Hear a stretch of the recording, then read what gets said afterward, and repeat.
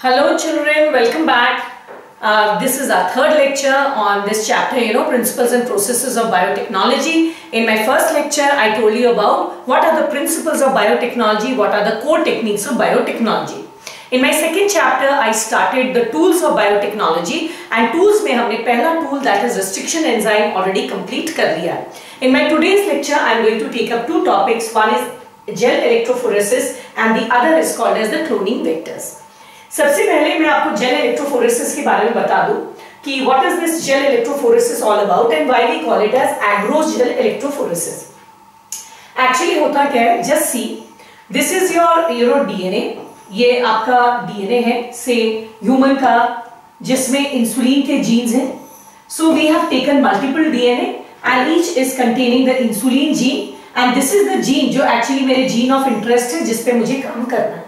तो हमने क्या किया, बहुत सारे डीएनए डाले इसके अंदर and each of them they have the insulin gene. फिर हमने क्या किया, इसको भी broke, these are the insulin gene in that DNA, my desired gene जिसको मुझे काट के अलग करना है मेन डीएनए से. और फिर हमने इसमें क्या डाला, we put the enzyme called as restriction enzyme. Restriction enzyme ने इस डीएनए के टुकड़े किए such that now this test tube will look something like this. So मैं दूसरा टेस्ट ट्यूब बना दूं. So this test tube will look something like this, जिसके अंदर इन डीएनए के आपके टुकड़े बन गए. So देखो कुछ आपके those unwanted and the wanted, all of them they have been broken into pieces. अब मुझे इन डीएनए के फ्रैगमेंट्स को क्या करना है, सेपरेट करना है. सेपरेट करना, आइसोलेट करना है. दिस इंसुलिन जीन वाले डीएनए को फ्रैगमेंट को अलग करना है from the others so that I can further use it for my biotechnology का process. So how will I separate it? That method by which we separated, we call it as gel electrophoresis and इसको agarose gel electrophoresis इसलिए बोलते हैं क्योंकि इस electrophoresis में जो medium है जिसमें हम electrophoresis कर रहे हैं, that medium is agarose. Yes, you identified it right. This is the same agarose जो हम brown algae यानी कि seaweed से निकालते हैं. ठीक? So this is the first process जो मैं आज आपको पढ़ाने वाली हूँ. So let us see this. This is very very very important. ये आपको स्कूल में आएगा for your 3 मार्क क्वेश्चन और इसमें बहुत सारे 1 मार्क क्वेश्चन भी आएंगे. एंड यस, मेडिकल के लिए तो ये काफी इंपॉर्टेंट है ही, स्कूल के लिए, बोर्ड के लिए एंड मेडिकल के लिए very very very important topic. So let us see इसमें हम लोग एक्चुअली करते क्या है. सबसे पहले हमने अपने डीएनए को लिया एंड इस डीएनए को हमने रेस्ट्रिक्शन एंजाइम की मदद से काटा. So it got broken into a lot of fragments. Now I need to separate these fragments. For that I actually take electrophoresing plate. ये प्लेट जैसा हम लेते हैं, इस प्लेट के एक किनारे में थोड़े गड्ढे होते हैं, इनको हम कहते हैं wells. Right, we call them as wells. इसमें हम लोग क्या करेंगे, हमारे जो डीएनए के टुकड़े हैं, I don't know which colour to use so that you will be able to see, maybe let me use black over here. हमारे जो डीएनए के टुकड़े हैं, इस डीएनए के टुकड़ों को हम इस वेल्स में डालेंगे. अच्छा, ये इलेक्ट्रोफोरेसिस किस प्रिंसिपल पर चलता है? इस प्रिंसिपल पर चलता है that DNA is actually negatively charged. So since DNA is negatively charged, it will be attracted towards the positive electrode. तो इस जो हमारा electrophorizing plate है, इसमें हम लोग दोनों electrode लेते हैं. This is your negative electrode called as the cathode. This is the positive electrode called as the anode. दोनों को हम power supply के साथ जोड़ेंगे. This is my power supply के साथ जोड़ेंगे and हम ये circuit को complete बनाएंगे. Now DNA being negatively charged, obviously it will move towards the positive electrode. ठीक है? So it will start moving. Now as this DNA moves, what happens? यहाँ जो agarose है, ये agarose sieving effect करता है. Now what do I mean by sieving effect? ये sieve का काम करता है, यानी कि ये छलनी का काम करता है. तो छलनी क्या करती है? छलनी जिसे हम बोलते हैं, जिसे हम घर में मैदा वगैरह छानते हैं या बालू छानते हैं एट कंस्ट्रक्शन साइट, दैट छलनी that is called sieve. Sieving effect. Sieve क्या करता है? ये बड़े चीजों को छोटे चीजों से अलग करता है. तो जब ये डीएनए मॉलिक्यूल इस एग्रोस जेल के ऊपर से पास करेगा तो जो बड़े डीएनए हैं के जो स्ट्रैंड्स हैं ऑब्वियसली हेवी हैं तो वो स्लो मूव करेंगे एंड जो छोटे डीएनए के स्ट्रैंड्स हैं वो लाइट है तो ऑब्वियसली फास्टर मूव करेंगे. तो so smaller the fragment away it will move, उतना दूर वो मूव करेगा. इस तरह से डीएनए अपने साइज के हिसाब से रिजॉल्व कर जाते हैं यानी कि सेपरेट कर जाते हैं. राइट, तो यहां आ जाते हैं. देखिए मैंने यहां लिखा क्या है, the treatment of DNA with restriction endonuclease produces a number of DNA fragments of variable length. जब आप DNA को restriction enzyme से lose करते हैं तो बहुत सारे टुकड़े variable length के बनते हैं. They need to be separated. They are separated through this gel electrophoresis. इसमें there is an electric field जिसमें एक तरफ कैथोड होता है, that is the negative electrode, and anode, that is the positive electrode. इसका जो मीडियम हम use करते हैं matrix, it is made up of seaweed polymer called as agrose. ठीक है, ये सीवीड यानी कि ब्राउन एल्गी से बना है. द डीएनए फ्रैगमेंट को हम लोग यहाँ कैथोड के ऊपर प्लेस करते हैं और इस इलेक्ट्रिक फील्ड को हम एक्टिवेट कर देते हैं. Once I activate this, what happens is the DNA fragments being negatively charged, क्योंकि ये नेगेटिवली चार्ज है, ये पॉजिटिव इलेक्ट्रोड की तरफ मूव करते हैं. यहाँ agarose acts as a sieving effect. The larger fragments they move slowly. जो लार्ज फ्रैगमेंट है ये स्लो मूव करते हैं, while the smaller they move fast and they reach the opposite end. The DNA fragment आपके इस तरह से सारे अलग हो गए, लेकिन इस एग्रोज मीडियम में ये डीएनए दिखते नहीं है. तो हमने कलर बना दिया पर दिखते नहीं है. They are colorless. The DNA cannot be seen. तो अब पता कैसे चले कि डीएनए जो सेपरेट हो गया वो कहां गया है, राइट? तो आपको पता है कि जब कोई चीज विजिबल नहीं होती तो बायो में हम स्टेन्स का इस्तेमाल करते हैं. So we also use a stain and the name of the stain is ethidium bromide. So I am going to use a stain and the name of the stain is ethidium bromide. ये जो ethidium bromide stand है हम इसको डालेंगे. ठीक, stand से भी नहीं दिखता. स्टेन डालने के बाद I am going to put UV radiation through them. This is UV radiation यानी कि अल्ट्रावायलेट रेडिएशन. जब इथिडियम ब्रोमाइड डालने के बाद यूवी रेडिएशन डालते हैं तो ये जो डीएनए फ्रैगमेंट्स हैं ये ऑरेंज कलर जैसे, मेरे पास ऑरेंज नहीं तो मैं रेड से दिखा रही हूं, ये ऑरेंज कलर जैसे एकदम आराम से दिखने लगते हैं. This is how the DNA in this agarose gel जो अलग हो चुके हैं they are identified. The DNA fragments can not be seen in visible light. Visible light में डीएनए दिखता नहीं है without staining. So they are stained with ethidium bromide and they are made visible by passing UV radiation. Then they look like orange colored bands. ठीक है, अब हमको DNA clear दिखने लगा. अब ये जो डीएनए दिखने लगा उसमें जो मेरे काम का डीएनए है मुझे उसे सेपरेट करना है ना फ्रॉम द अदर बल्क. इसे सेपरेट करके निकालना है ना ताकि मैं उसको इस्तेमाल कर सकूं. सो अगला सवाल उठता है how to separate, take out इस पूरे में से उस अपने डिजायर्ड डीएनए को हम कैसे बाहर निकालें. उसके लिए जो टेक्निक है उस टेक्निक को हम कहते हैं इल्यूशन.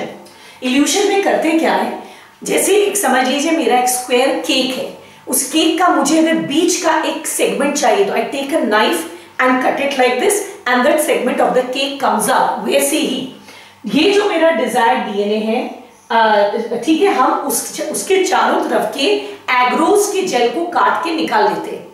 उसके अंदर मेरा desired DNA.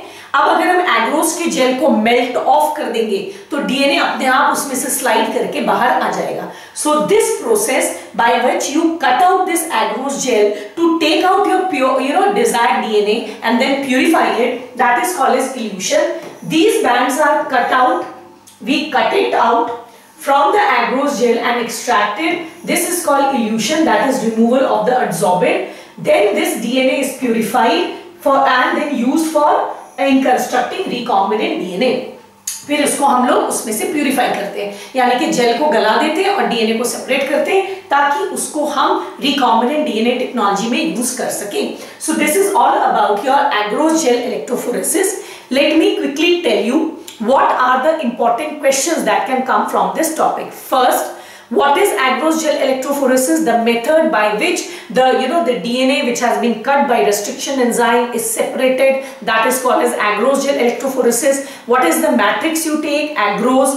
Then what is the significance of this matrix? It acts as a sieve, so it helps to separate the DNA fragments. फिर अगला क्वेश्चन इससे आएगा कि ये जो टेक्निक है ये किस प्रिंसिपल पर बेस्ड है. तो प्रिंसिपल है that DNA is negatively charge, so it will move towards the positive electrode. How is the DNA made visible? By putting ethidium bromide stain and passing UV radiation. How is this extracted? The process is called as evolution.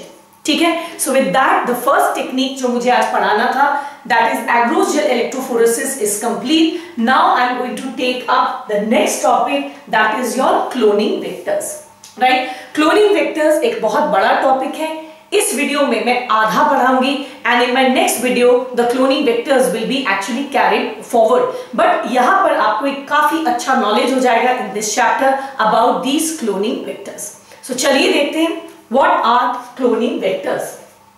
मैं एक बात बता दूं, cloning vectors को हम किन किन नाम से बुलाते हैं। एक चीज समझिए, ये आपका डीएनए है जिसमें ये सपोज इंसुलिन का जीन है जिसको आपको काट कर डालना है। तो योर जीन ऑफ इंटरेस्ट, मैंने इस तरह से इसको काट दिया, your gene of interest is known how, it is called as passenger DNA, ठीक है, क्योंकि इसको यहां पर जाना है।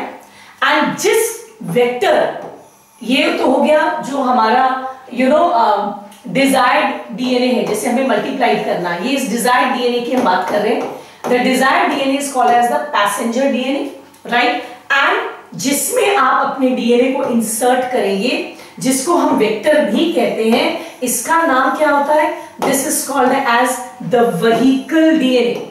अरे भाई पैसेंजर है तो किस पे चढ़ेगा? व्हीकल पे चढ़ेगा, राइट। सो इसको एक नाम क्लोनिंग वेक्टर का होता है, एक और नाम होता है that is called as vehicle DNA, ठीक है। Now this bit of DNA का एक और नाम होता है, इसका सेकेंड नाम होता है foreign DNA, it is called as foreign DNA. तो पैसेंजर के साथ हम वर्ड यूज लगाते हैं व्हीकल, एंड फॉरेन के साथ हम वर्ड लगाते हैं वेक्टर। तो आपको ये समझ में आ गया, यू नीड सम वेक्टर्स जिसमें आप अपने डिजायर्ड डीएनए को डालकर मल्टीप्लाई कर सकते हैं। तो ये वेक्टर्स आप किसको वेक्टर के जैसे यूज कर सकते हैं, that I am going to teach you right now. So what are vectors? These are carriers और vehicles of the desired DNA fragment. ये जो आपका डिजायर्ड डीएनए फ्रैगमेंट है, उसको जिससे हम जोड़ेंगे, which can undergo independent replication, जो अपने आप को मल्टीप्लाई कर सकते हैं, क्योंकि जब ये मल्टीप्लाई करेंगे तभी ना मेरा डीएनए भी मल्टीप्लाई होगा, ठीक। इसके कुछ कॉमन एग्जाम्पल में आता है plasmid, bacteriophages, cosmid, BAC and YAC. BAC and YAC तो आप बायोटेक्नोलॉजी में पढ़ भी चुके हैं, राइट। लेकिन जो सबसे कॉमन वेक्टर हम यूज करते हैं दैट इज प्लाज्मिड, पर इसके अलावा हम बैक्टीरियोफेज, कॉस्मिड, बैक, याक का भी इस्तेमाल करते हैं। Now let us come to first what is a plasmid. Plasmid के बारे में मैंने आपको पहले भी मेरे पहले लेक्चर में बताया था। Plasmids are extra small extra nuclear double stranded DNA. ये तो देखो आपका मेन डीएनए, बैक्टीरियल डीएनए। इसके अलावा सब में नहीं, कुछ बैक्टीरिया में, some bacteria they have double circular small extra chromosomal DNA. They do not contain any gene that is essential for normal metabolism। मैं बता चुकी हूँ, इनमें कोई ऐसा जीन नहीं होता जो बैक्टीरिया के जिंदा रहने के लिए जरूरी है। ये जो एक extra circular double stranded small DNA not containing any essential gene and found in only some bacteria, इसी को हम कहते हैं प्लाज्मिड। अब एक और इंटरेस्टिंग चीज बताते हैं। नॉर्मली हम ऐसा सोचते हैं कि एक बैक्टीरिया में एक ही प्लाज्मिड होगा, पर ऐसा नहीं है। आपके एनसीईआरटी में लिखा है number of plasmid in some bacteria can be as high as 15 to 100 और even higher, though the common number is normally 1 and 2। Normally commonly एक बैक्टीरिया के अंदर एक या दो ही प्लाज्मिड पाया जाता है, पर कभी कभी एक बैक्टीरियल सेल के अंदर 15 से लेकर 100 या उससे ज्यादा प्लाज्मिड भी पर बैक्टीरियल सेल पाए जा सकते हैं, राइट। ये जो प्लाज्मिड है, these are very good vectors for transferring our desire. Why? मैंने आपको पहले भी बताया, they can be easily, this is the plasmid, they can be easily removed from the bacteria without killing the bacteria। इसमें कोई भी essential gene तो है नहीं, तो बैक्टीरिया को बिना मारे आप आराम से निकाल सकते हैं, और यही नहीं, आप उसे एक दूसरे बैक्टीरिया में ट्रांसफर कर सकते हैं without harming the second bacteria as well, ठीक। That means just look at this diagram. यहाँ क्या लिखा है? The plasmid, this plasmid can be easily taken out from any bacteria without killing the bacteria. Any foreign DNA can be inserted to them। इसमें कोई भी DNA आप add कर सकते हैं ताकि इससे आप रिकॉम्बिनेंट डीएनए बना सके। The plasmid can be transferred to any bacteria, any other bacteria without harming that bacteria. जिससे निकाला उसी में डालना जरूरी नहीं, आप दूसरे बैक्टीरिया में डाल सकते without harming him. And since these plasmids they have their own ओरी, इनका खुद का ओरी यानी कि ओरिजिन ऑफ रेप्लिकेशन पाया जाता है।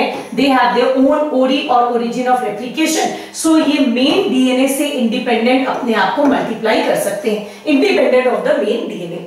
सो that is why plasmids they are very suitable to be used as vectors. ठीक है, अब आ जाते हैं कि ये जो प्लाज्मिड्स हैं, इसके अलावा एक और वेक्टर हम लोग यूज कर सकते हैं, that is I told you about bacteriophages. Bacteriophage या बैक्टीरियोफाज क्या है?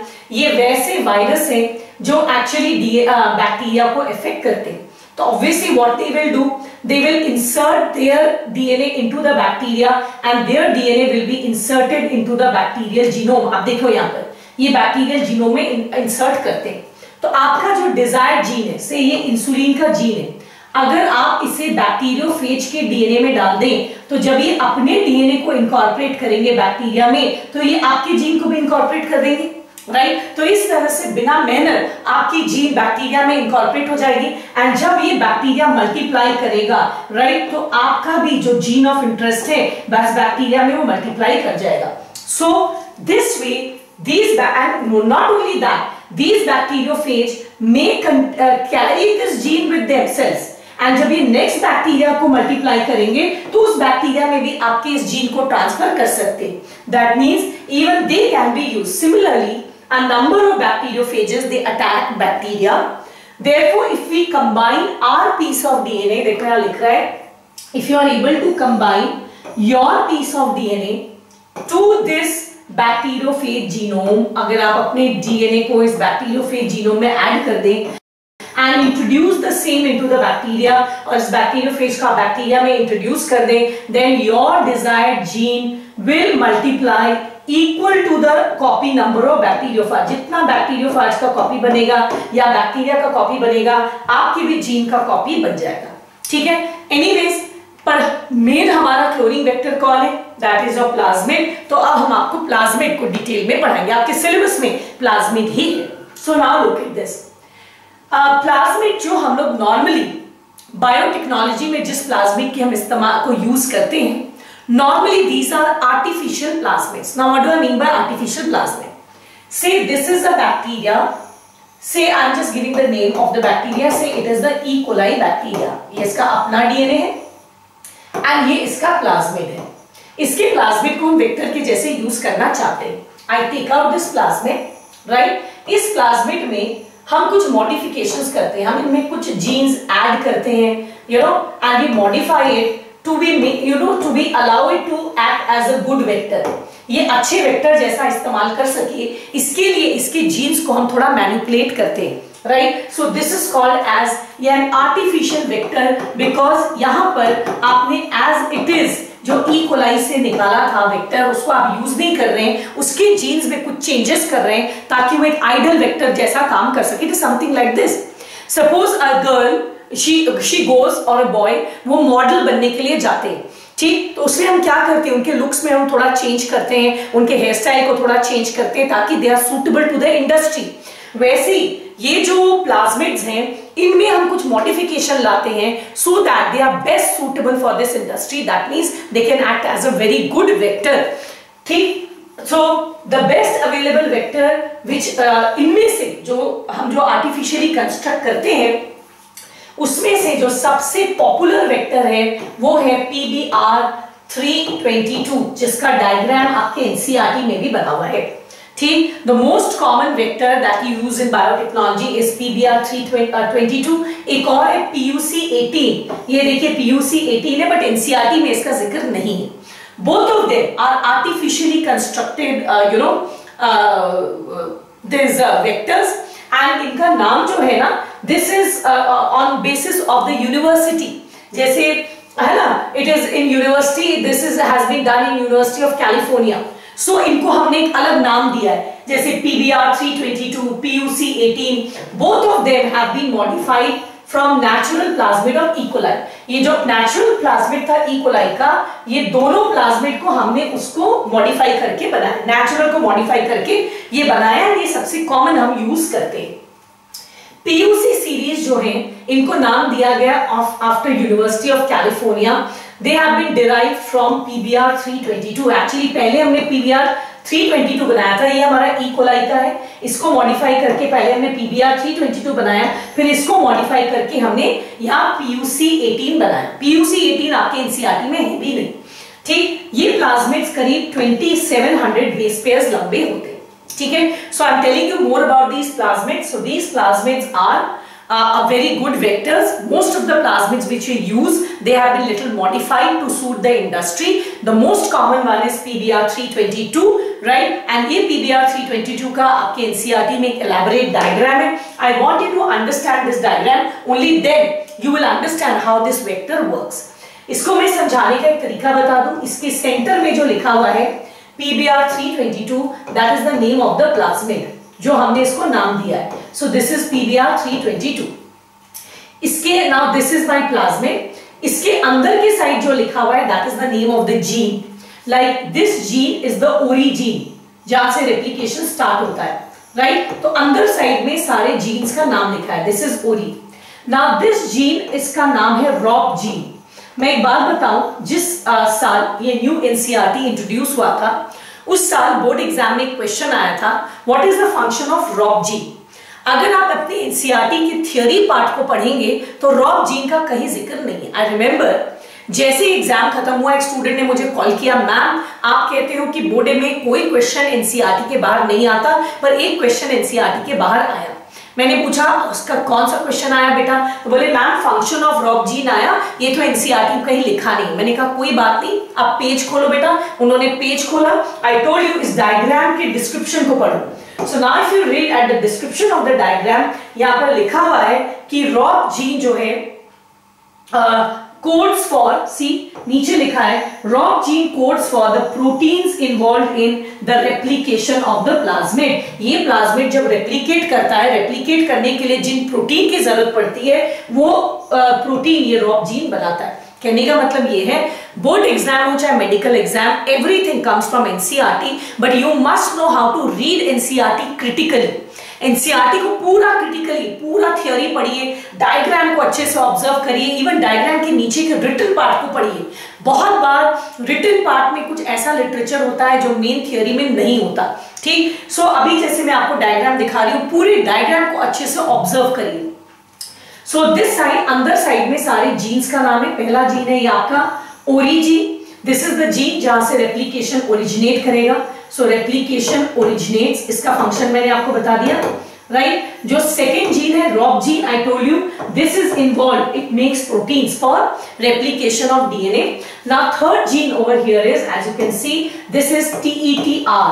TETR means it is tetracycline resistant gene। इस जीन की वजह से, look at this gene, ये जीन है आपका जो पिंक कलर से बना हुआ है, ये जीन की वजह से, ठीक, टेट्रासाइक्लिन नाम के एंटीबायोटिक से बैक्टीरिया को रेजिस्टेंस मिलता है। मतलब अगर किसी बैक्टीरिया में ये वाला प्लाज्मिड पाया जाएगा, if we find this plasmid there and it has this tetracycline resistant gene, TETR जो जीन है, ठीक, अगर इस बैक्टीरिया को आप ट्रीट करेंगे with antibiotic, you know tetracycline, antibiotic tetracycline, तो ये बैक्टीरिया नहीं मरेगा, ठीक है, क्योंकि ये जीन इसको टेट्रासाइक्लिन नाम के एंटीबायोटिक से रेजिस्टेंस देता है। Similarly, this PBR 322, it contains another gene which is shown by pink color this side, and this gene is called as ampicillin resistant gene। मतलब now you understand it, if any bacteria has this particular gene, you cannot kill this bacteria by treating ampicillin नाम का antibiotic, क्योंकि ये gene की वजह से वो ampicillin नाम के एंटीबायोटिक से रेजिस्टेंट है। समझ में आया? तो एकदम बीच में नाम है, ये चार जीन्स हैं, ठीक है। हमने I have told you the function of each of the genes. अब बाहर की तरफ यहाँ पर क्या है, let us see that what is there on the outside. Outside में these are the restriction enzymes। BAMH1 is a restriction enzyme, SAL1, PVU2, PST1, PVU1, EcoR1, CLAV1 and HIND3। ये दिखा रहा है कि यहां पर BAMH1 रेस्ट्रिक्शन एंजाइम का recognition sequence है। इसका मतलब हम इस प्लाज्मिड को यहां से अगर काटना है तो हम BAMH1 नाम की रेस्ट्रिक्शन एंजाइम से काट सकते हैं। सिमिलरली SAL1 का रिकॉग्निशन सीक्वेंस यहां है।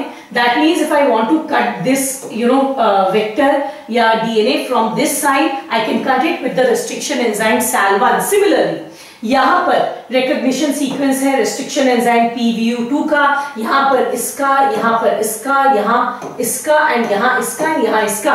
दैट मीन्स अगर आपको यहां काटना है तो you use this restriction enzyme, यहां काटना है तो use this. That means the outer portion shows the name of the restriction enzyme and their position on this plasmid, जहां पर उनका recognition sequence है, जहां exactly वो उसको काट सकते हैं। ठीक है, so now that you understand the diagram of this plasmid named as PBr322, चलिए देखते हैं how does this plasmid actually helps us, इसको हम वेक्टर के जैसे क्यों इस्तेमाल करते हैं। याद रखना, किसी भी डीएनए के टुकड़े को या प्लाज्मिड को आप वेक्टर जैसे यूज नहीं कर सकते। एनी पीस ऑफ डीएनए और any plasmid which you want to use as a vector, it must have 3 qualities. What are the 3 qualities? First, it must have its own ori और the origin of replication. Why? क्योंकि अगर उसके पास ओरी या origin of replication होगा तभी ना, अगर आप इसके पीछे अपना डीएनए लगाएंगे तो जब ये अपने आप को मल्टीप्लाई करेगा तो मेरे डीएनए को भी मल्टीप्लाई कर देगा। Second, it must have a selectable marker and third, it must have a cloning site. ये दोनों चीजें क्या है, इनफैक्ट ये तीनों चीजें क्या है, इसको मैं अभी एक एक करके आपको डिटेल में बताऊंगी। Right, so any piece of DNA or plasmid which can be used, which we want to use as a vector, must fulfill 3 conditions or 3 qualities. These are the 3 of them. Let us come to the first one, that is called as ori or origin of replication. Every vector must have an ori. I told you just now why. अगर उसके पास एक ओरी होगा, right, तभी अगर आप अपने gene को, ये मेरा जीन है, को इंसर्ट करेंगे तो जब ओरी होगा तभी अपने आप को मल्टीप्लाई कर पाएगा। एंड जब ये अपने आप को मल्टीप्लाई करेगा तो मेरे जीन ऑफ इंटरेस्ट को देखो, जो मैंने यहाँ ग्रीन कलर से दिखाया है, उसको भी मल्टीप्लाई करेगा।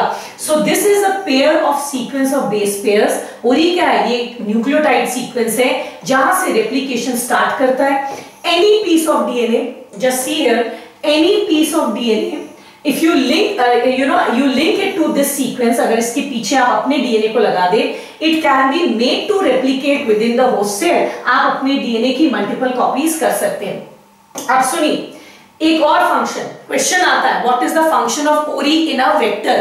तो पहला फंक्शन मैंने बता दिया आपको, right, that ori is the origin of replication, so it with the help of ori the vector can make its own independent multiple copies। ये पहला फंक्शन है। सेकंड सुनिए, 2 फंक्शन है, दोनों आता है। This sequence is also responsible for controlling the copy number of any DNA reach on the linked of the linked DNA. इसका मतलब क्या है? मैंने बताया था ना, कुछ बैक्टीरिया ऐसे होते हैं जिसमें नंबर ऑफ प्लाज्मिड 1 से ज्यादा होते हैं, मे बी 4, 5, 6 भी हो सकता है, राइट। तो एक बैक्टीरिया के अंदर ये प्लाज्मिड की कितनी कॉपी बनेगी, जिसको हम कहते हैं कॉपी नंबर, इसकी कितनी कॉपी बनेगी, जिसको हम कहते हैं कॉपी नंबर, ये भी कौन डिसाइड करता है? ओरी डिसाइड करता है। अकॉर्डिंगली मैंने कहा ना, कोई बैक्टीरिया ऐसा हो सकता है जिसमें एक ही प्लाज्मिड पाया जाए, एक और बैक्टीरिया हो सकता है जिसमें 15 प्लाज्मिड की कॉपी बनती है, सेम प्लाज्मिड की 15 कॉपी बनती है। तो एक बैक्टीरिया के अंदर प्लाज्मिड की कितनी कॉपी बनेगी, how much, this depends on which gene, it depends on the gene called as ori। this ori decides it। obviously हम एक ऐसा वेक्टर लेंगे जिसमें हम एक ऐसा वेक्टर लेंगे जिसका कॉपी नंबर बहुत ज्यादा हो। we will normally choose a vector with high copy number। why? आप मुझसे पूछोगे मैम why? इसलिए आपने अपना जीन ऑफ इंटरेस्ट इसमें डाल दिया, ठीक। अब अगर सपोज ये आपने इसमें डाला, सपोज ये बैक्टीरिया अपनी 10 कॉपीज बनाता है, ठीक है, तो आपके डीएनए की कितनी कॉपी बनेगी? 10। अभी ये ऐसा प्लाज्मिड है जिसका कॉपी नंबर है 10, मतलब पर सेल 10 है। तो अगर बैक्टीरिया अपनी 10 कॉपी बनाता है तो हर सेल में कितना है? आपका 10 है, तो 10 इंटू 10 यानी कि आपका कितना कॉपी बनेगा? आपके जीन का 100 बनेगा। तो ऑब्वियसली इस केस में आपके जीन की कॉपी क्या होगी? ज्यादा बनेगी। ठीक, अगेन सी, अगर एक ऐसा बैक्टीरिया है जिसमें एक ही प्लाज्मिड है, आपने अपना जीन इसमें डाल दिया, अगर बैक्टीरिया अपनी 10 कॉपी बनाता है तो आपकी जीन की भी 10 कॉपी बनेगी।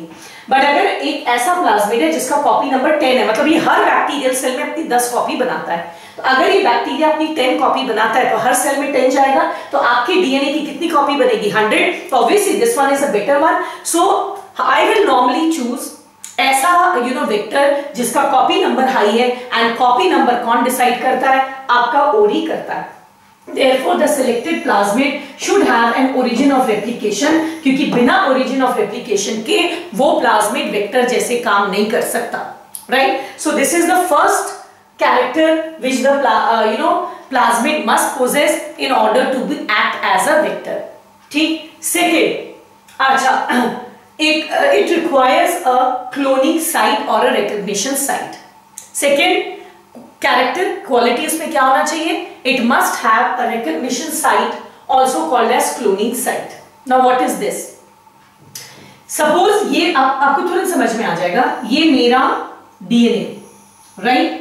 अब इसमें ये मेरा डिजायर्ड जीन है जिसकी मुझे मल्टीपल कॉपी, मुझे जो काट के निकालना है, ठीक है, ये मुझे काट के निकालना है, ये मेरा इंसुलिन का जीन है, मुझे इसे काट के निकालना है, वेक्टर में डालना है ताकि मेरे जीन की मैं कॉपी बना सकूं, ठीक है, गुड। और इसको काटने के लिए सपोज आई यूज, काटने के लिए आई am using the restriction enzyme BAMH1, इसका इस्तेमाल कर रहे हैं यहां काटने के लिए, ठीक है, to cut it here and here I am using this restriction enzyme. आपको पता है the vector should also be able to be cut with the same restriction enzyme, तभी ना स्टिकी एंड बनेगा, तो ये जाकर उससे अटैच कर सकता है। दैट मीन्स आपके जीन को काटने के लिए जिस रेस्ट्रिक्शन एंजाइम की जरूरत है, राइट, उस रेस्ट्रिक्शन एंजाइम का रिकॉग्निशन सीक्वेंस वेक्टर में भी होने की जरूरत है, ताकि वेक्टर को भी अगर हम सेम रेस्ट्रिक्शन एंजाइम से काटेंगे तब क्या होगा? इसका स्टिकी एंड एंड इसका स्टिकी एंड कॉम्प्लीमेंट्री होगा, तभी जाकर ना बेटा आप ये रिकॉम्बिनेंट डीएनए यानी कि rDNA बना सकते हैं with the help of the enzyme ligase. यहां देखो डीएनए लाइगेज लिखा है, ठीक। सो इस वेक्टर में you must have a cloning site, that means a site जहां पर मेरे डीएनए को हम ऐड कर सके क्लोन बनाने के लिए। दैट मीन्स इट मस्ट, तभी इसमें हमने कितने सारे रेस्ट्रिक्शन एंजाइम के साइट रखे हैं, यानी कि ये बहुत सारे जीन्स का वेक्टर का काम कर सकता है। सपोज ये मेरा जीन 1 है, ठीक है, ये मेरा एक पर्टिकुलर टाइप का जीन है ग्रीन कलर का, इसको हमको काटने के लिए मैंने क्या यूज किया? BAMH1, I can use this. Suppose there is another gene, say gene 2, ठीक है, यहां पर मैं फिर बना रही हूं, and this is for another character, so मैं यहां पर दूसरा कलर ले लूं, ब्लू कलर से यहां ले लूं, ठीक है, this is for another character, और इसको मैंने काटने के लिए सपोज रेस्ट्रिक्शन एंजाइम जो इस्तेमाल किया दैट वाज CLA1, ठीक है, तो वेक्टर में भी CLA1 का रेस्ट्रिक्शन साइट होना चाहिए। तो देखो हमने PBR322 को ऐसा बनाया है कि इसमें बहुत सारे रेस्ट्रिक्शन एंजाइम का रेस्ट्रिक्शन साइट है। That means it can be used as a vector for different genes, multiple genes, right. तो this is it. Recognition site should be, अब नॉर्मली ये एक इंटरेस्टिंग चीज बोल रहा है जो मैं दिखाऊंगी। अब यहां पर जो आपका दिखा रहा है, suppose I am cutting now, let me remove this, say I am cutting it with BAMH1, तो आपने देखा होगा यहाँ पर ओनली वन BAMH1 साइट है, ऐसा नहीं है कि there is another site here and this site can also be cut by BAMH1, ऐसा नहीं कि दिस यहाँ पर भी BAMH1 का रिकॉग्निशन सीक्वेंस है। आप बोलोगे क्यों मैम, ये तो अच्छा है, अगर ऐसा होता तो क्या होता? मेरा एक इंसुलिन जीन यहाँ ऐड हो जाता, मेरा एक यहाँ ऐड हो जाता, तो पर वेक्टर मेरा 2 इंसुलिन बनेगा, तो ऑब्वियसली मेरी इंसुलिन क्या होगी? ज्यादा बनेगी। तो मैम हम एक ही क्यों रखते हैं, एक हम मतलब एक से ज्यादा क्यों नहीं रखते? पर मैंने क्या कहा है, the recognition sequence should be single. Why? इसको समझाने के लिए I just show you a prop, छोटा सा प्रॉप। से दिस इज योर वेक्टर, ठीक है। सो this is your vector over here, you can see this, ठीक है। यहां देखो मैंने वेक्टर को वेक्टर से मिलाने की कोशिश की है। अब यहां पर आपको क्या लगता है, ये आपका जीन है, this is the gene which you want to actually insert it over here. आपको क्या लगता है आप यहां काटते हैं और फिर इसको यहां जोड़ते हैं? नहीं, आप अगर ऐसा करते कि यहां काटे, इसका हटा दिए और अपना जोड़े, तो ये वेक्टर का साइज क्या होता? सेम रहता, ठीक है। So the size would have not been altered, पर आप ऐसा नहीं करते। आप इसको, इसके कोई जीन को काट के हटाते नहीं, आप इसके यहां जीन से इसको काट देते, ये खुल जाता है। उसके बाद आप अपने जो भी जीन है उसको ऐड करते हैं। That means with every addition the size of this vector increases. देखिए ओरिजिनल साइज क्या था?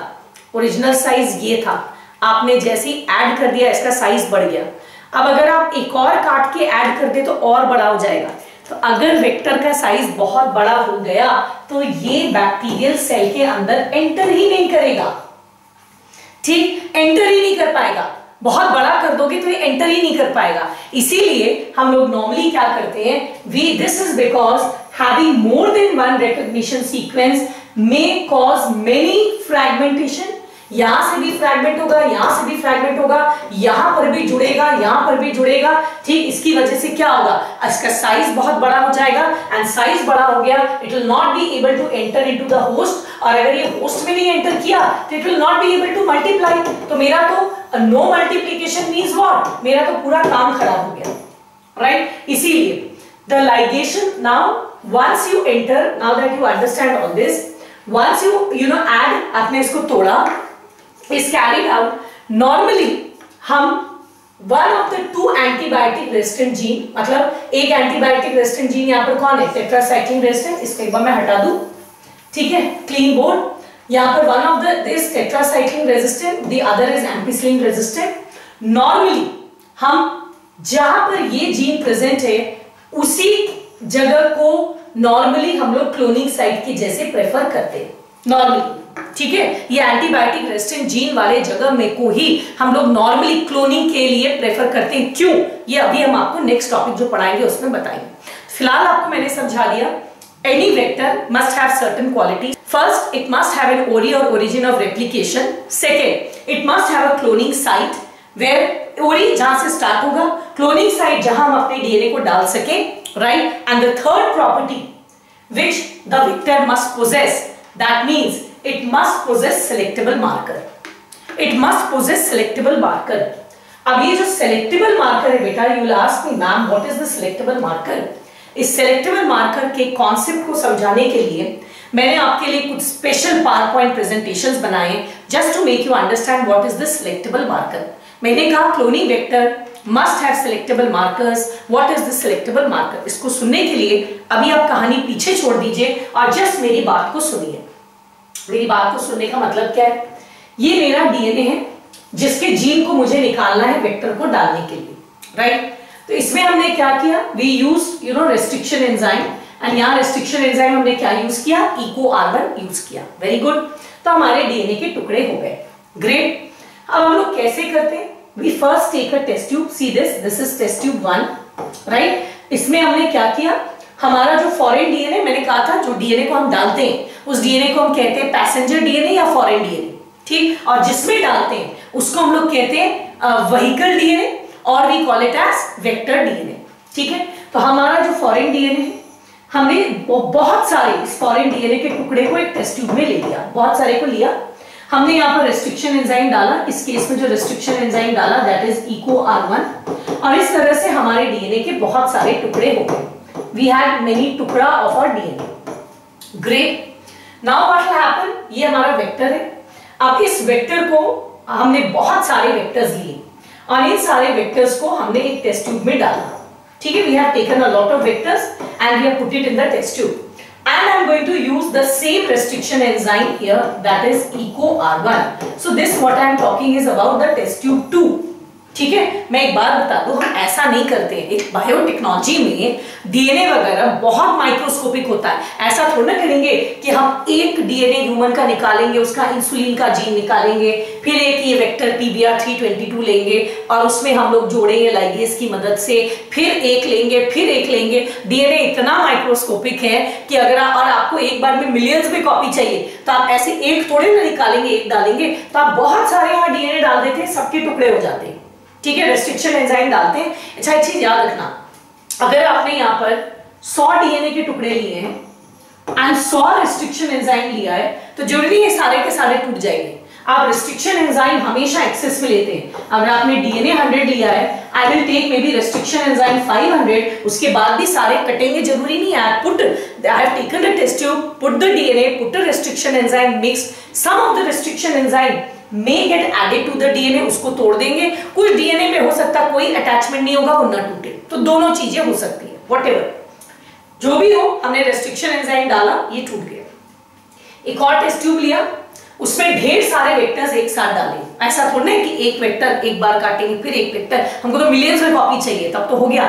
सो I put the vectors here, then I am going to put the restriction enzyme here, the same restriction enzyme EcoR1 again in excess. That means if this is 100, I am going to take 500, and तब भी approximately केवल 60% ही टूटेगा, और 100% टूटेगा नहीं। आप बोलोगे ma'am enzyme ज्यादा है, फिर भी हाँ, कुछ जिसमें जुड़ा एंड जिसमें एंजाइम काट पाया कटा, जिसमें नहीं काट पाएगा नहीं भी कट सकता है, और कितनी बार कटने के बाद फिर जुड़ जाता है। क्यों? क्योंकि जो कटता है उसका एंड स्टिकी एंड्स है ना, आपस का कॉम्प्लीमेंट्री है, तो ये खुद से हाइड्रोजन बॉन्ड कभी कभी बनाकर जुड़ जाता है। सर में एक बार, अब हम लोग ने क्या किया, again see I took one test tube, I put the number of copies of the human DNA, I took a test tube, I took I put a number of copies of this vector, I treated both of them with the same restriction enzyme, and I'm assuming कम से कम 60% तो cut गया होगा। अब ये नहीं है कि हम इसमें से अब छाटेंगे भैया कौन सा कटा ताकि जोड़े। फिर कह रही हूँ, मॉलिक्यूलर लेवल पर काम इतने छोटे छोटे लेवल पर करोगे तो कभी अकम्प्लिश नहीं होगा। ये मानकर चल रहे हैं कि यहाँ 60% एफिशिएंसी हमें मिली होगी दोनों केस में, और अब हम कौन सा कटा नहीं कटा उसको छाटेंगे नहीं, हम सीधे इसको इसमें ऐड कर देंगे और एक एंजाइम डालेंगे लाइगेज, ताकि जहां जहां कट गया है वहां मेरा डीएनए क्या हो जाए, अटैच कर जाए। So I am going to put another enzyme called as ligase. मैंने इसके कट डीएनए को इसमें डाला क्योंकि दोनों का डीएनए कॉम्प्लीमेंट्री कट है, साथ में एंजाइम डाला लाइगेज, अज्यूमिंग जहां जहां कॉम्प्लीमेंट्री कट होगा कुछ तो रिकॉम्बिनेंट डीएनए बन ही जाएंगे, एटलीस्ट some of them, सारे जुड़े जरूरी नहीं है, but at least some of them may get added। ठीक है, अगर हम ऐसा करते हैं तो देखो क्या होने की संभावना है। What are the possibilities? See, there are 3 possibilities. Try to understand this. 1, ये जो हमारा वेक्टर इसमें था ना, इसमें वेक्टर्स थे आपके, जिसमें हमने हमारे जीन ऑफ इंटरेस्ट को डाल दिया काट के, ठीक, एंड साथ में हमने एंजाइम क्या डाल दिया, यहाँ पर एंजाइम डाल दिया लाइगेज डाला। 3 बातें हो सकती हैं। हो सकता है कुछ वेक्टर कटा ही नहीं रेस्ट्रिक्शन एंजाइम से, एज इट इज रह गया, राइट। कुछ हो सकता है कटा लेकिन फिर से खुद ही कॉम्प्लीमेंट्री बेसिस से जुड़कर वापस जुड़ गया। दैट मींस ठीक है, हमने इसको काटा था, ये निकला, ठीक है, ये स्टिकी, ये अब हमने इसको ऐसे लिया, इसको ये ऐसे निकला और फिर ये खुद ही जुड़ गया वापस। क्यों? क्योंकि इसका खुद का एंड भी तो कॉम्प्लीमेंट्री स्टिकी है। यानी कि यहां 2 बातें हो सकती हैं। केस 1 एंड केस 2 में क्या हो रहा है, the plasmid is a non recombinant plasmid. That means in case 1 and 2 the plasmid is non recombinant, मतलब ये ओरिजिनल प्लाज्मिड है, ठीक है, this is the original plasmid जिसमें कोई फॉरेन डीएनए नहीं गया। और तीसरी बात क्या हो सकती है, इस मिक्सचर में some plasmids are non recombinant and कुछ प्लाज्मिड में क्या हुआ, my gene of interest actually उसमें अटैच कर गया। कुछ these are called as recombinant plasmid. कुछ में क्या हुआ, ये टूटे, ये मेरा टूटा, दोनों जुड़े, और यहाँ पे हमने ये एंजाइम लिया और हमारा ये आरडीएनए तैयार हो गया। That means we have 2 types of plasmid in this mixture. Some of the plasmids you can see in case 1 and 2, right? मैं एक बार इसको सबको मिटा रही हूँ। So if you see this in case 1 and 2, या तो प्लाज्मिड कटा ही नहीं, या कटा तो फिर खुद से जुड़ गया, such that these plasmids are non-recombinant plasmids. non-recombinant plasmids, ये non-recombinant plasmids हमारे कोई काम के हैं नहीं, हमें इससे कोई हमें तो अपना डीएनए जिसमें ऐड हो, और कुछ भी क्या हुआ, हमारा जीन ऑफ इंटरेस्ट ऐड कर गया, and these are called as recombinant plasmids, and these recombinant plasmids are the ones we are interested in because I am mainly interested in duplication by gene of interest. ठीक है, अब क्या करेंगे, क्या दोनों को सेपरेट करें कि भैया नॉन रिकॉम्बिनेंट को हम सेपरेट करते हैं अलग एंड रिकॉम्बिनेंट को सेपरेट अलग करते हैं ताकि इसको हम बायोटेक्नोलॉजी में फर्दर ले जा सके. I take it further into the process and इसको हम लोग सेपरेट कर देंगे. क्या करें, नहीं, हम अभी भी सेपरेशन नहीं करते. अब आपको क्या लग रहा है कि इसमें जो बिना काम का है इसको अलग कर देते हैं, और जो काम का है जिसमें हमारा डिजायर्ड डीएनए ऐड हो गया इसको हम लोग अलग कर देते हैं, और ताकि इसको हम लोग फर्दर अपने एक्सपेरिमेंट में यूज करेंगे. नहीं, अभी ये भी नहीं करते. तो क्या करते, देखो लेट अस सी हम क्या करते. हम इस प्लाज्मिड को, ये पूरे को एक कल्चर मीडियम में डालते हैं. सी दिस, मैंने यहां पर एक कल्चर मीडियम बनाया, जिस ऐसा कल्चर मीडियम जिसमें पहले से बैक्टीरिया है. ठीक है, I have bacteria in this, अभी नीचे वाला मत पढ़िए, ठीक, जिसमें मेरा बैक्टीरिया है इसको कल्चर मीडियम में हम डालते हैं. ठीक है, देखिए इसको हमने यहां पोर कर दिया. अब देखो यहां तीन बातें हो सकती है. पहला बात क्या है कि बैक्टीरिया में फॉरेन डीएनए जाए ना, there is no transformation. You know that what is transformation, the ability of a cell to take a foreign DNA अंदर लेने को हम कहते हैं ट्रांसफॉर्मेशन. आपको पता है हम हमेशा प्लाज्मिड को एक दूसरे बैक्टीरिया में डालते हैं. जिस बैक्टीरिया से प्लाज्मिड निकाला है कभी भी उसको वापस उस बैक्टीरिया में नहीं डालते हैं, इसको एक दूसरे बैक्टीरिया में हम डालते हैं. तो पहली बात तो ये बैक्टीरिया का खुद का प्लाज्मिड है नहीं, तो जब खुद का प्लाज्मिड नहीं है तो ये इसको एक्सेप्ट क्यों करना चाहेगा, और इसकी साइज भी बढ़ गई है रिकॉम्बिनेंट के बाद. तो कभी there are some bacteria जिसमें ये अंदर नहीं जा पाता. This is called as non-transformant bacteria because transformation is the process by which a bacterial cell takes a foreign DNA. यहाँ तो उसमें तो दो बातें होंगी, या तो ये अंदर नहीं जाएगा या ये जा पाएगा. अगर जा पाएगा तो फिर दो बातें होंगी, या तो बैक्टीरिया के अंदर ये वाला डीएनए जाएगा, क्योंकि आपको पता है यहाँ दो तरह के DNA. Some DNA, you know that, let me draw it with red. Some DNA, you know that, these are non-recombinant DNA, and some DNA, you know that, these are recombinant DNAs, right? तो अब या तो ये जाएगा ही नहीं, ठीक, यानी कि ट्रांसफॉर्मेशन होगा ही नहीं, और अगर होगा तो हो सकता है कुछ में ये वाला चला जाए, द ओरिजिनल वन जिसमें कोई, और कुछ में ये वाला चला जाए जिसमें एक्चुअली ट्रांसफॉर्मेशन हुआ है, राइट, ये वाला आपका चला जाए. ठीक, सो इन दोनों में ट्रांसफॉर्मेशन हुआ है. That means the ability of this cell to take a foreign DNA is called transformation. तो ट्रांसफॉर्मेशन तो दोनों में हुआ है, देखिए मैंने यहाँ लिखा है, लेकिन इसमें किसका ट्रांसफॉर्मेशन हुआ है, इसमें हुआ है नॉन रिकॉम्बिनेंट का ट्रांसफॉर्मेशन, इसमें किसका हुआ है, रिकॉम्बिनेंट का ट्रांसफॉर्मेशन हुआ है. अब अगर ठीक एक बार मैं ये सारे क्लटर को क्लियर कर दूं और मैं आपसे पूछूं कि let me name this bacteria as A, this bacteria as B, this bacteria as C. हमने ये सारे जो हमारा बना था इसको इसमें डाल दिया. This is my culture medium, ये कल्चर मीडियम है, आपको दिख रहा है ये मेरा पेट्री डिश है. कुछ बैक्टीरिया में ट्रांसफॉर्मेशन हुआ ही नहीं, that means it did not go. जिसमें गया फिर दो बातें हुई, किसी में ये गया, किसी में ये गया. ठीक है, अब आप बताइए if I label them as A, B and C, कौन सा बैक्टीरिया इसमें मेरे काम का बैक्टीरिया है. ऑफ कोर्स सी मेरे काम का है क्योंकि इसमें मेरा डिजायर्ड डीएनए गया है. तो जब ये बैक्टीरिया मल्टीप्लाई करेगा तो मेरा जीन भी मल्टीप्लाई करेगा. अगर ये मल्टीप्लाई करता है मुझे कोई फर्क नहीं पड़ता क्योंकि इसमें मेरा जीन नहीं गया है, और इसमें मुझे फर्क नहीं पड़ता क्योंकि इसमें मेरा जीन गया नहीं है, राइट. तो इस कल्चर मीडियम में तीन तरह के बैक्टीरिया बनेंगे, तीन पॉपुलेशन के बैक्टीरिया बनेंगे. Some will be non transformant जिसमें गया ही नहीं, and some will be transformant with non recombinant plasmid, and some will be transformant with recombinant plasmid. अब सवाल उठता है, इसमें से मेरे काम का सिर्फ ये बैक्टीरिया है, हम कैसे पहचानेंगे कि इस कल्चर मीडियम में, कल्चर मीडियम अगर आप लेते हैं ना तो बैक्टीरिया से कॉलोनीज से बनता है, तो हो सकता है एक कॉलोनी इसका बने, एक कॉलोनी इसका बने, एक कॉलोनी इसका बने, इनमें से कौन सा कॉलोनी बैक्टीरिया मेरे काम का है, ठीक, जिसको हम रिकॉम्बिनेंट डीएनए टेक्नोलॉजी में एज अ होस्ट यूज करेंगे और फिर बैक्टीरिया को मल्टीप्लाई करवाएंगे ताकि मेरा जीन भी मल्टीप्लाई हो। मुझे कैसे पता लगेगा, राइट? ये पता लगाने के लिए जो मार्कर समझते हैं ना, हम लोग मार्कर पेन्स भी यूज करते हैं, राइट? मार्कर पेन यूज करते हैं चीजों को मार्क आउट करने के लिए, ठीक? तो ये प्लाज्मिड अपना मार्कर खुद लेकर चलता है, वही मैंने बताया, they must have selectable marker, the plasmid must have selectable marker. Now what is selectable marker? एक और एग्जांपल से बताते हैं। अगर आपको अली बाबा का याद होगा कहानी, यू रिमेंबर ही सेड कि that door which has a cross, ठीक? तो अगर सपोज एक विलेज है, उस विलेज में सारे घर एक जैसे हैं, सबका डोर एक जैसा है, तो मैं कैसे पहचानूंगी कि इसमें से कौन सा घर है जिसे मुझे जाना है, जहां मुझे खजाना मिलेगा?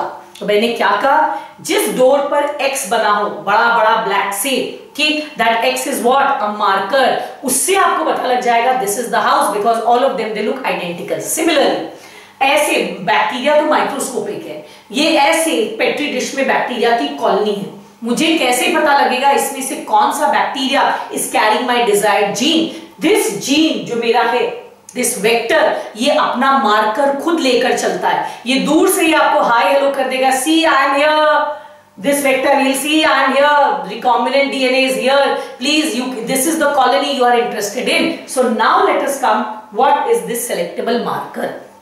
ठीक है, इसका कॉन्सेप्ट अब मैं आपको समझाती हूं। यहां पर हम सेलेक्टेबल मार्कर के रूप में क्या यूज करते हैं? So see this diagram again.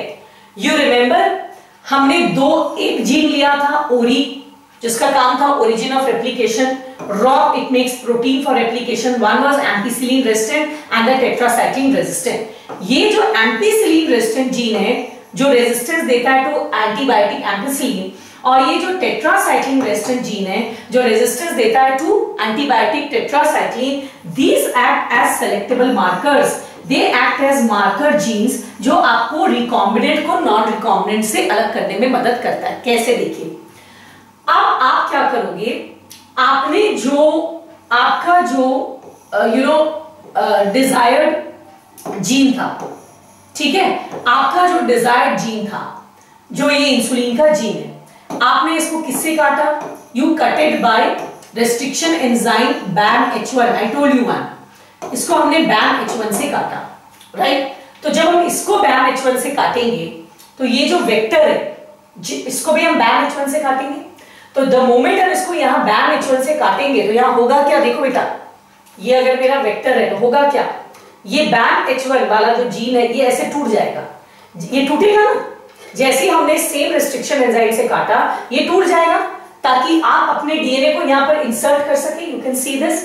तो जैसे ही ये कट के यहाँ से खुल जाएगा, obviously this will lose tetracycline resistance, क्योंकि यहाँ पर टेट्रासाइक्लिन रेजिस्टेंट जीन क्या हो गया है? बीच से कट गया है, so it will lose tetracycline resistance, right? इससे क्या होगा that, see I am just showing you, अगर यहाँ पर आपका जीन इंसर्ट हो गया, सी ये तो यहाँ पर दूसरा है, ये तो कोई भी मैंने बना दिया सीक्वेंस, पर मैं यहाँ दिखा रही हूं, अगर यहाँ पर दिस एरिया में आपने अपना जीन ऐड कर दिया, if you have added your gene over here, then this gene will become inactive, right? That means, ठीक है, that means, what does that mean? उसके लिए भी मैंने एक डायग्राम बनाया है, देखिए, that means that this particular plasmid, once it has been cut, यहां से कट हो गया, ठीक है, ये जो ओरिजिनल था प्लाज्मिड वेक्टर, ये both tetracycline and ampicillin resistant था, पर जैसे आपने रिकॉम्बिनेंट बना दिया, अपने जीन को इंसर्ट कर दिया, it is only ampicillin resistant now, it has lost its tetracycline resistance, ठीक? That means what I am trying to show, see मैंने कहा ना आपके दो तरह के वेक्टर बनेंगे, some will be recombinant vectors, these will be non-recombinant vectors. So the recombinant vector has lost its tetracycline resistance, it is now only ampicillin resistant.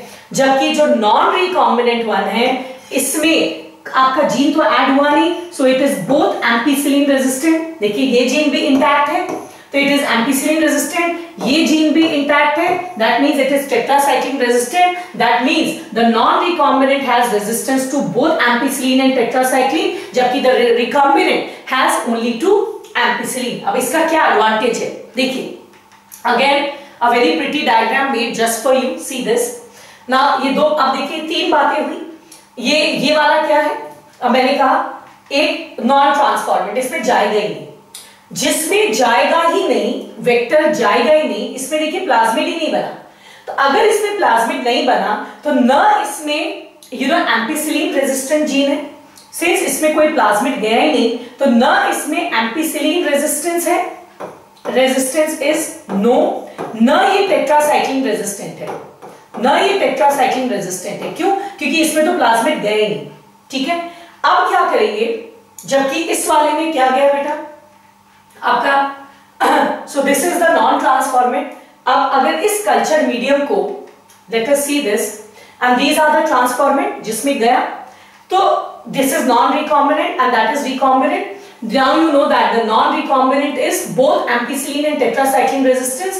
This is only ampicillin resistance, right? तो चलो एक बार मैं तीनों का लिख दूं। इसमें क्या-क्या चीज रेजिस्टेंस है? No resistance, right? Neither to ampicillin nor to tetracycline. इसमें क्या चीज का रेजिस्टेंस है? इसमें both ampicillin का रेजिस्टेंस है, you can see this, and both इसमें tetracycline का resistance, you can see this. It has both the resistance. Now come here. इसमें ये वाला आया, so this has only resistance to ampicillin, ये केवल एम्पीसिलिन रेजिस्टेंट है। तो ये दोनों एंटीबायोटिक में मरेगा, दिस इज टेट्रासाइक्लिन, ये दोनों एंटीबायोटिक में मर जाएगा क्योंकि इसमें कोई भी एंटीबायोटिक रेजिस्टेंट जीन नहीं है, ये दोनों में जिंदा रहेगा और ये एम्पीसिलिन में जिंदा रहेगा, लेकिन टेट्रासाइक्लिन में क्या होगा, ये मर जाएगा। Got it? Now what I am going to do is, इस कल्चर मीडियम में first I am going to add ampicillin. The moment I add ampicillin, this will die, क्योंकि ना तो इसमें ampicillin resistance है ना tetracycline, so this will die. But both of them will live. Why? Because this one has ampicillin tetracycline, this also has two ampicillin. Ampicillin से दोनों resistant है तो दोनों जिंदा रहेंगे। इस तरह से first gene, ampicillin resistant gene is a marker gene. ठीक, ampicillin resistant gene हमें non transformant को transformant से अलग करने में मदद करता है। हम कल्चर मीडियम में एम्पीसिलिन डाले तो नॉन ट्रांसफॉर्मेंट मर गए, ये मेरे ऐसे भी काम का नहीं था, अच्छा ही वहां मर गया। ठीक, एंड ये दोनों ट्रांसफॉर्मेंट जिंदा रहेंगे। So first this gene is called marker gene because this gene ampicillin resistant gene is helping us discriminate between non transformant and transformant. ठीक है, अब नेक्स्ट क्या करेंगे, अब इसमें हम लोग टेट्रासाइक्लिन डालेंगे। जब हम टेट्रासाइक्लिन डालेंगे तो क्या होगा, ये मर जाएगा, क्योंकि आपको पता है इसमें केवल कौन सा रेजिस्टेंस है, इसमें केवल एम्पीसिलिन रेजिस्टेंस है, ये वाला है ना, तो इसमें केवल एम्पीसिलिन रेजिस्टेंस है और ये वाला है, इसमें दोनों रेजिस्टेंस है और ये, ठीक, तो ये मर जाएगा। ठीक, तो हम लोग इससे पता लग जाएगा कि ये वाला कैसा है, रिकॉम्बिनेंट है और ये कैसा है, नॉन रिकॉम्बिनेंट है। इस तरह से the second gene, that is the tetracycline gene, it helps, there are two genes, I am using a selectable marker. First gene helps us distinguish between non-transformant and transformant, and the second gene helps us distinguish between non-recombinant and recombinant. अब मुझे मालूम है आपके मन में क्या सवाल उठ रहा है, आपके मन में ये सवाल उठ रहा है, मैम कितना अच्छा आपने पहचाना, लेकिन जो बैक्टीरिया मेरे काम का था वो तो मर गया, ये तो टेट्रासाइक्लिन में मर गया, ये बचा, ये भी तो मेरे काम का नहीं था। ठीक है, इसमें तो कोई जीन नहीं, मेरा जीन तो इसमें गया था, ये मेरे काम का था और आपने इसको मार दिया। जब ये मर ही गया, आपको पता लग गया कि किसमें गया है मेरा DNA, you have found out किसमें रिकॉम्बिनेंट डीएनए गया है, दैट्स गुड, दैट्स ग्रेट, हमें पता लग गया, लेकिन ये तो मर गया, तो इसका क्या फायदा हुआ? तो मैं आपको बता दूं, it is not done like this, let me show you actually how does it happen. You have not a single bacteria, ये जो आपका पेट्री डिश है वहां बैक्टीरिया कॉलोनीज में पाया जाता है बेटा। See there is a colony of bacteria non transformant, there is a colony of non recombinant, there is a colony of recombinant. आप केवल हर कॉलोनी से एक आध रिप्रेजेंटेटिव निकालते हैं। आपने ये कॉलोनी से ये रिप्रेजेंटेटिव निकाला, इस कॉलोनी से ये रिप्रेजेंटेटिव निकाला, इससे ये निकाला, राइट। अगर ये बैक्टीरिया मर गया तो आपको पता क्या चला कि इस कॉलोनी में जो बैक्टीरिया है they are all recombinant and they are of my use, so आप बचे हुए बैक्टीरिया के साथ अब आप काम कर सकते हैं। Once again I am telling you, you do not kill all the bacteria. एक पेट्री डिश में you have many colonies of bacteria, you just take out 1 or 2 representative to test them, right. अब test में अगर मुझे पता लगा कि ये मेरे काम का बैक्टीरिया है, तो जिस कॉलोनी से ये बैक्टीरिया निकला वो कॉलोनी हमारे क्या है, काम का है। What you, so this is, ये मेरे काम का कॉलोनी मुझे अब पता लग गया, अब हम इस पे फर्दर काम करेंगे, ठीक। फिर भी ये प्रोसेस बड़ा कम्बरसम है। आई डिडंट लाइक इट कि इसमें बैक्टीरिया मर जाता है। अगर बिना मारे बैक्टीरिया को हम पता कर सकते हैं कौन रिकॉम्बिनेंट है कौन नॉन रिकॉम्बिनेंट है, राइट। अगर ये मरता है मुझे कोई प्रॉब्लम नहीं है, मेरे कोई काम का नहीं है, लेकिन मेरे काम का बैक्टीरिया मर रहा है मुझे अच्छा नहीं लग रहा। अगर बैक्टीरिया को बिना मारे हम आइडेंटिफाई कर सकते विच इज रिकॉम्बिनेंट तो बड़ा मजा आता। तो कर सकते हैं क्या? हाँ कर सकते हैं, लेकिन कैसे, this I will tell you in my next lecture. तब तक जो पढ़ाया है इसको थोड़ा सा हम लोग नोट से समझ लें। नाउ लेट अस सी, अब आपको समझ में आ गया। That means a vector must have 3 properties. 1, origin of replication. 2, cloning site. And 3, a selectable marker gene. इस केस में there are 2 selectable marker gene. This helps identify non-transformant to transformant, and this recombinant from non-recombinant. So a marker gene is one which helps in selecting recombinant from non-recombinant and the host cell which contains the vector, that means transformant from non-transformant. A selectable marker is one which helps distinguish, let us see, transformant and non-transformant, and second, recombinant from non-recombinant. ठीक, transformation क्या होता है उसका definition इस chapter में लिखा हुआ है, ग्रिफिथ वाले में नहीं लिखा है, राइट, जेनेटिक्स में नहीं लिखा है, यहाँ लिखा है, यहाँ से लोगे। Transformation is the passage of any foreign DNA into the host cell. ये जो फॉरेन डीएनए होस्ट सेल के अंदर जाता है, इस फेनोमेना को हम ट्रांसफॉर्मेशन कहते हैं। हो गया। सो नाउ एग्जांपल पीबीआर 322 में डीएनए इज नॉर्मली लाइगेटेड कौन से रीजन में बेटा? BAM H1 में, that means in the tetracycline resistant gene. The recombinant plasmid, जो जिसमें आपका रिकॉम्बिनेंट डीएनए गया है, that does not have tetracycline resistance, but उसमें एम्पिसिलिन रेजिस्टेंस होता है, अभी मैंने आपको दिखाया था। The plasmid are passed into the bacteria during transformant. The non recombinant can flourish in both the medium. जो नॉन रिकॉम्बिनेंट है, ठीक, अब देखिए यहाँ पर 3 कॉलोनी बनी, एक जिसमें ट्रांसफॉर्मेशन ही नहीं हुआ, एक जिसमें ट्रांसफॉर्मेशन हुआ लेकिन कैसा, नॉन रिकॉम्बिनेंट, और एक जिसमें रिकॉम्बिनेंट गया। तो कहता है कि ये बता रहा है कौन किसमें जिएगा, तो वो हम आपको बता चुके हैं। जो नॉन ट्रांसफॉर्मेंट है वो दोनों में मर जाएगा, जो नॉन रिकॉम्बिनेंट है वो दोनों में जिएगा, और जो रिकॉम्बिनेंट है वो केवल एम्पिसिलिन में जिएगा। ठीक, 10, ठीक है। So recombinant can grow in ampicillin containing medium but will die in tetracycline. Thus, one antibiotic resistance help in selecting the transformant, while the other it helps in finding the recombinant. ठीक है, but जब हम antibiotics को use करते हैं, then the bacteria dies. So the process is cumbersome. I'm not liking कि मेरे काम का बैक्टीरिया मर जा रहा है। वो पूरा प्रोसेस देखिए मैंने यहाँ पर दिखाया है। इसमें प्लाज्मिड गया ही नहीं है, इसमें गया है लेकिन नॉन रिकॉम्बिनेंट है, इसमें गया रिकॉम्बिनेंट। हमने इसको पहले किसमें ग्रो किया? एम्पिसिलिन में। एम्पिसिलिन में ये सारे मर गए। See, I have shown it here. This is also a lovely diagram. You can see here. Here they die. Now both of them are living. Now I will add what? Now I am going to add tetracycline. Tetracycline में क्या होगा? This will continue to live, but my bacteria of interest is going to die. And I'm not liking it. So this process is cumbersome. So I'm just thinking, काश हम इस recombinant bacteria को without killing them identify कर सकते। अभी मैंने बताया क्या इसका कोई प्रोसेस है? Yes है, ठीक है, there is a process and there's much more to knowing about these vectors. अभी इस वेक्टर्स के बारे में, प्लांट्स के वेक्टर्स के बारे में, और ये सारी चीजें अभी जानना बचे हुए। This I will take up in my next lecture, जिसमें I will then take up few more topics.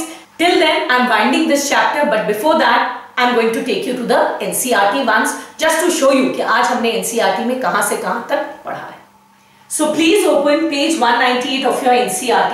ये पहला है, separation and isolation of DNA fragment.